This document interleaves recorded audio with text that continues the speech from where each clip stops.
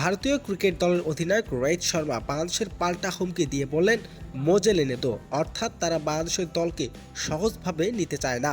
আগামী 19 সেপ্টেম্বর থেকে চেন্নাই শুরু হতে যাওয়া ভারত বাংলাদেশের 2 ম্যাচ টেস্ট সিরিজ ঘিরে উত্তেজনা বাড়তি।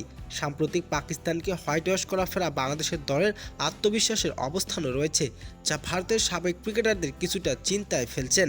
বাংলাদেশের ব্যাটসম্যান নাজমুল হোসেন শান্ত দেশ ছাড়ার আগে জয়ের বিষয় নিয়ে আত্মবিশ্বাস মন্তব্য করেছিলেন। সেই মন্তব্যের উপর এবার রোহিত শর্মা পাল্টা হুঁশিয়ারি দিলেন। উল্লেখিত 19 তারিখ থেকে ভারতের মাটিতে শুরু হবে বাংলাদেশ ও ভারতের 2 টেস্ট এবং 3টি টি-20 সিরিজ। কানপুর 27 সেপ্টেম্বর থেকে 2 দলের খেলার কথাও দ্বিতীয় শেষ টেস্ট। 2 টেস্ট শুরু হবে বাংলাদেশ সময় সকাল 10:30টায়। এরপরে টি-20 সিরিজ 6 অক্টোবরে কুলারিয়াতে প্রথম টি-20 ও পর তৃতীয় টি-20 অনুষ্ঠিত হবে 9 ও 12 অক্টোবর। এই সিরিজ সবগুলো ম্যাচ হবে দিবারাত্রি।